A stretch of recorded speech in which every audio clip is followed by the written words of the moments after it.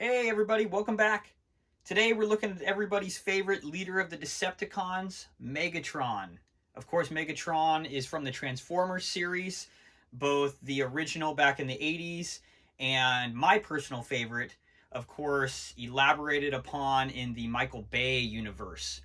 So, today we're going to focus primarily on the Michael Bay figures, as there's been so many different versions and different sizes. And personally, I just think that Michael Bay perfected the Transformers series. Not to say that the original isn't phenomenal, but I just think with the way he did it and the comedy, the writing, the special effects, and the way that the Transformers were revised, from everything with their bodies to their shapes to the way that they transformed.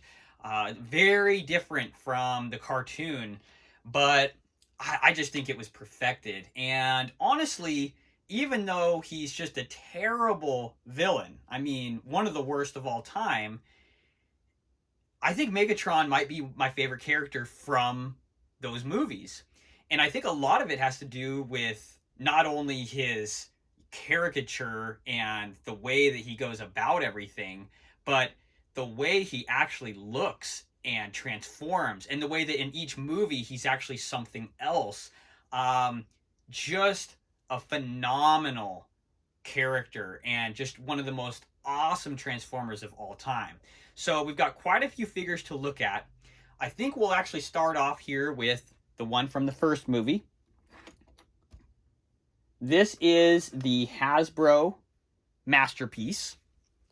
This is the 12-inch full-size scale. I have him with his chest piece off and the Allspark within, and he's kind of in a yelling pose prior to this going off and exploding in his chest. I've got his, hands open. There's so much articulation. Now, keep in mind as well, this is a fully functioning Transformer. You can actually see he's got, parts of his jet on his back. And that's because, this guy transforms fully into the plane, the fighter jet. There's so much articulation, though, you wouldn't even think that he isn't just a figure that doesn't transform. He's got joints in every area you can think. Every finger moves. These claws make him look really scary. He's kind of grasping. It's just a really fun character. In fact, even on his mouth, you can close that. You can open that. I got him in kind of a yelling pose. His head moves up and down. Because he transforms, there's so much articulation. You can really pose him in any way. I have him in kind of this walking pose. There's so much you can do with the legs, inside and out, knee joints, ankle joints, toe joints. It's just a really well done figure. Now, a lot of people aren't fans of the paint job with some of these Hasbro figures. We'll look on some of the other figures, and yeah, I mean, do I love this plastic that looks a little unfinished? It just kind of looks like bare gray plastic in some areas. They did a really good job with the gold, though. It's fine. I think it's a phenomenal figure to display for the first movie. I think it's perfect. And I love the fact that you can, take that chest piece off and have that Allspark. Just adds a whole nother element. So again, this is the Hasbro Masterpiece. You can get these for around $100. They're all over the place. Amazon has them. Really recommend if you want to have that first movie figure. And again, he transforms into the fighter jet. Now, if you want to go to the second movie, we have two options here. I think we'll start off with the small one here. This is actually a custom figure that I bought. And what this is actually just the simple Studio Series. I think he's about 8-9 inches at the most. It's the Studio Series Revenge of the Fallen Battle Damaged Megatron. I really like that battle damaged element. I love that headpiece all broken off. This guy's also fully transforming. Now, in the second movie, Revenge of the Fallen, you'll remember that he actually transforms into a tank. And so that's why he has these tracks, much different than the first movie. Now, what's cool about this guy is he was custom painted. And I got this off eBay, and the artist did an absolutely amazing job. I wish I had a regular version of him to compare. This guy's very, I don't want to say boring, but the paint job is bland when you first get this figure. And that's why I really didn't feel too great about it until I saw that a guy was customizing him. I think this rust, I think this washing, dry brushing, I mean, even down to full-on detail within on these gears, it's just absolutely phenomenal. Look at these tracks. Look at this hand piece, this hand cannon. Just amazing little figure. Now, I paid a pretty penny for this guy because I didn't realize there were so many Revenge of the Fallen figures out. And of course, after getting this, which I love, I think that's absolutely phenomenal, but he is small. I didn't realize that Black Mamba made an oversized edition of the same figure. And that's where this guy comes in. So this is the Black Mamba oversized LS06 Revenge of the Fallen Megatron. And this guy's absolutely huge. He's about 14, 15 inches tall. I'm barely going to be able to fit him all on camera here. You can see his face sculpt is absolutely phenomenal. He doesn't have any type of mouth articulation. He does light up. I don't keep batteries in most of my figures because I just don't like corrosion, and I just don't want to deal with batteries going dead and having to take them apart.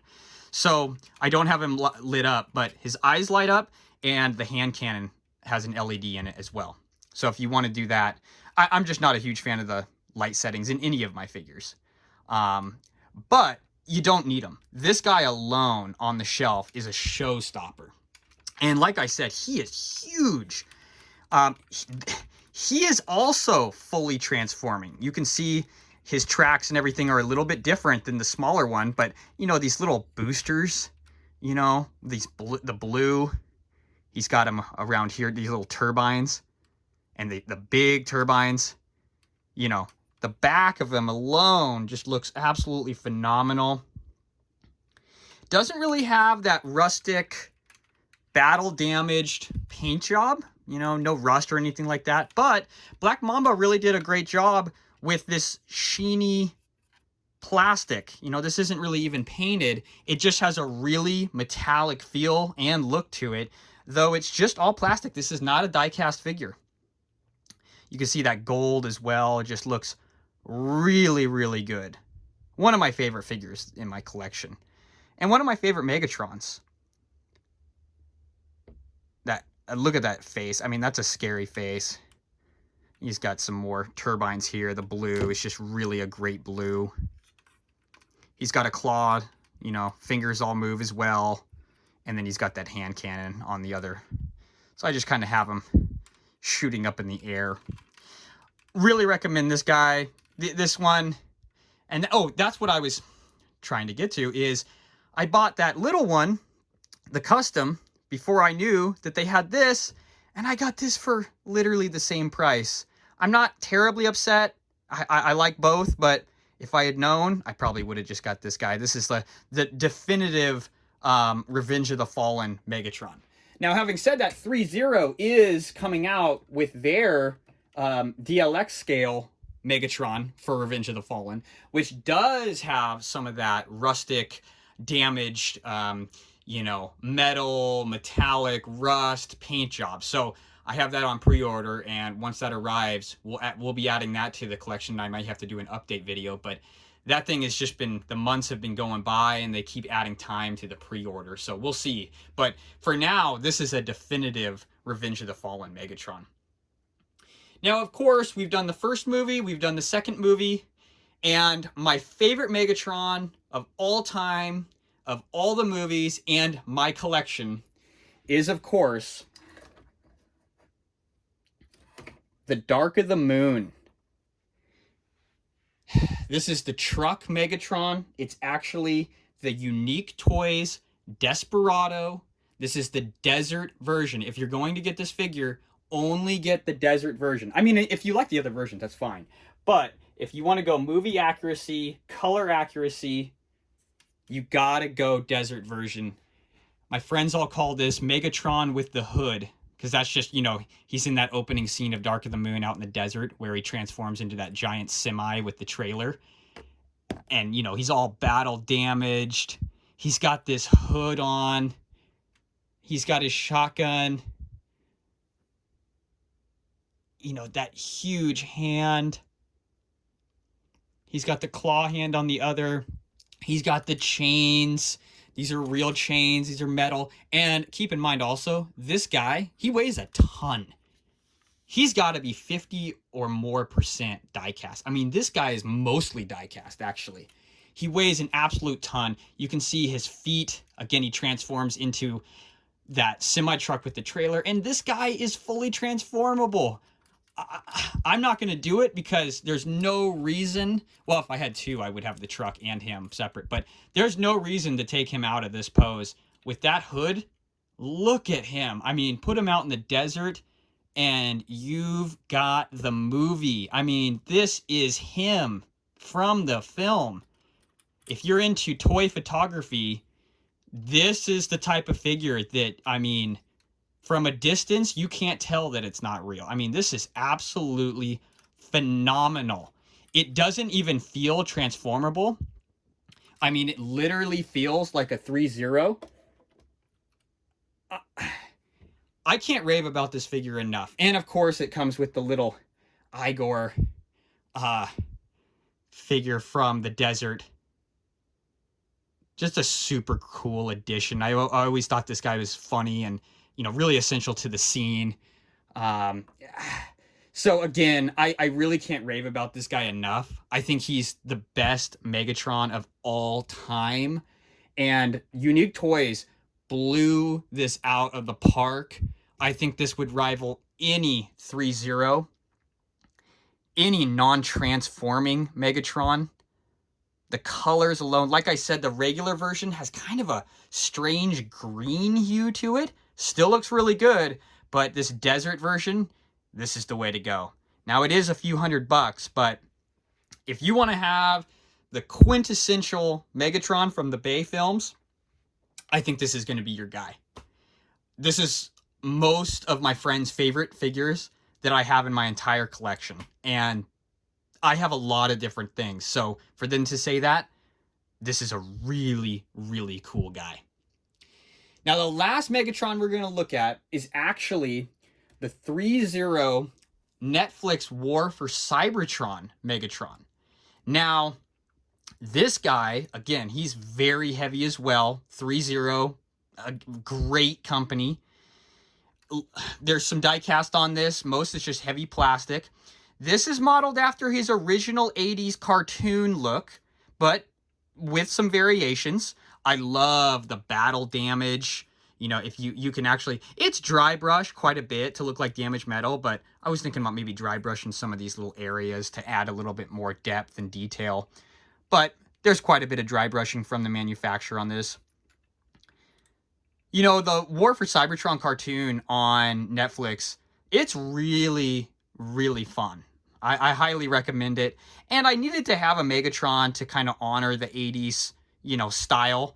And I thought that this headpiece, again, this guy lights up as well. His, you know, torso here and his eyes. I don't do the batteries. But I had to have something to honor that 80s look and have the original Megatron. So I thought he was just a perfect way to do it. Now, 3-0... one thing I actually kind of like about the 3-0, these are non-transformable. So they're solid figures, you know, in their robot form. He's got his blaster arm. There's so much articulation. You know, he's got multiple hands that he comes with. Again, 3-0 has many accessories. I have him kind of in this, positive pose, hand on the waist, but a really, really cool figure. He's got a big back piece that can go on him, but for my shelf, I got to have him kind of slim down. Really, really cool piece. Highly recommend. I also recommend, watch the Netflix series. Very, very fun, reminiscent of the original from the 80s. But, as you can see, Megatron is one of the coolest looking Transformers. I think one of the coolest looking characters of all. I don't know, would you call Transformers science fiction? Probably not. Just, of all fiction, all, entertainment, I would consider Megatron one of the best villains, one of the best characters. And I really think Michael Bay blew it out of the park. Obviously the original look is awesome, but this is much more frightening, menacing, and I just love that face sculpt. I don't know what it is about it. The head and everything. And you can actually see that the heads are kept very similar throughout the films, throughout the figures. And yeah, highly recommend any of these guys. There's definitely some differences in the price points. That 3-0, those are a few $100 as well. I can obviously say that The Dark of the Moon, is it my favorite movie? No, but the figure, one of my absolute favorites in my entire collection. So I highly recommend that guy, the Desperado Desert version, if you can get him. But honestly, the Hasbro Masterpiece, one of my favorites as well. And get that Allspark in the chest to replicate that scene as close as you can.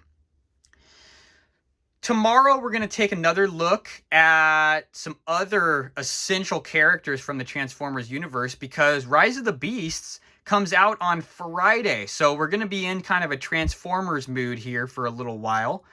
And if you enjoyed this video, please like and subscribe. It really helps out the channel. And we'll see you tomorrow.